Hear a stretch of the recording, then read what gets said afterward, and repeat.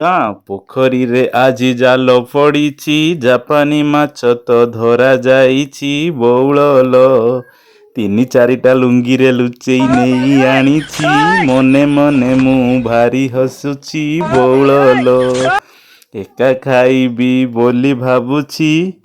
ବଉଳଲ କ'ଣ ସାଙ୍ଗମାନେ ଖାଇବା ଜାପାନୀ ମାଛ? ଚାଲନ୍ତୁ ମାଛ ଟିକେ ଟେଷ୍ଟ କରିଦେବା। ବଢ଼ିଆ ହେଇଛି। ଜାପାନୀ କୋଉ ଗାଁ ପୋଖରୀରୁ ଧରା ହେଇକି ଆସିଥିଲା। ଏଠି ହେଉଛି ଶାଗ ଭଜା, मजा आया। ଲୁଣ ରସୁଣ और ଲଙ୍କା। मैं ये जो मजा है हिंदुस्तान के हर व्यक्ति को देना चाहता हूँ। ମଜା ଆସୁଛି। ହ୍ୟାଲୋ ସାଙ୍ଗମାନେ, ରଜ ଦିନ ଗାଁ କମିଟିକୁ ପଇସା ଦେଇକି ଆମ ଗାଁ ପୋଖରୀରେ ମାଛ ଧରାଉଥିଲା, ସିଏ ପୁଣି ଖାଡ଼ ପକେଇକି। ଆଉ ଦେଖୁ ଦେଖୁ ସେଇ ଖାଡ଼ ଦ୍ୱାରା ଏତେ ମାଛ ଧରି ପକେଇଲେ ଯେ ମୁଁ ବିଶ୍ୱାସ କରିପାରୁନାହିଁ।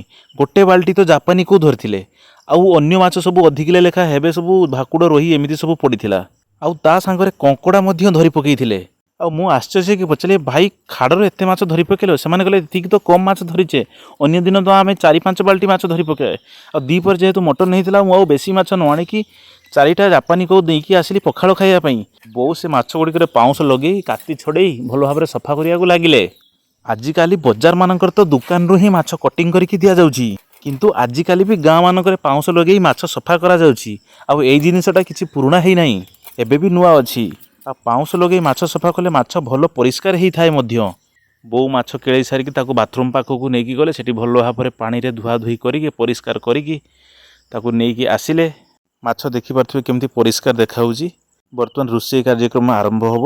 ମାଛକୁ ପ୍ରଥମେ ଲୁଣ ଆଉ ହଳଦୀ ପକାଇକି ଭଲ ଭାବରେ ତାକୁ ଗୋଳେଇକି ସନ୍ତୁଳିକି ରଖିଦେଲେ।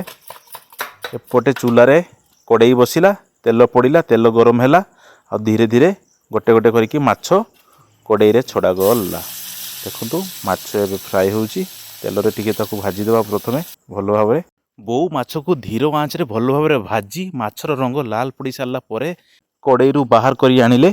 ମୋତେ ଯେହେତୁ ମସଲା ଦିଆ ମାଛ ଭଜା ଅଧିକ ପସନ୍ଦ, ସେଥିପାଇଁ ବୋଉ ମସଲା ମଧ୍ୟ ପ୍ରସ୍ତୁତ କଲେ।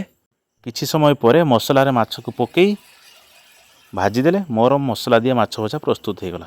ତାପରେ ମୁଁ ଆଉ ଲୋଭ ସମ୍ଭାଳି ନପାରିକି ପଖାଳ ବେଲେ ଧରିକି ବସିଲି। ତା ସହିତ ଥିଲା ମୋର ପ୍ରିୟ ମସଲା ଦିଆ ମାଛ ଭଜା, ଆଉ ଶାଗ ଭଜା ବି ଥିଲା, ବାଡ଼ିରୁ ଅଣା ହେଇଥିଲା। ତା ସହିତ ଲୁଣ ଲଙ୍କା ରସୁଣ ଟିକେ ଥିଲା। ଖାଇଦେବା ଟିକେ। ବଢ଼ିଆ। ଜାପାନୀ କୋଉର ଟେଷ୍ଟ ବି ବଢ଼ିଆ। ଶାଗଟା ବି ହେଇଛି। मजा आया। और मैं ये जो मजा है हिंदुस्तान के हर व्यक्ति को देना चाहता हूँ। ବଢ଼ିଆ ହେଇଛି। ଜାପାନୀ କୋଉ ଗାଁ ପୋଖରୀରୁ ଧରା ହେଇକି ଆସିଥିଲା। ଏଠି ହେଉଛି ଶାଗ ଭଜା, ଲୁଣ ରସୁଣ ଲଙ୍କା।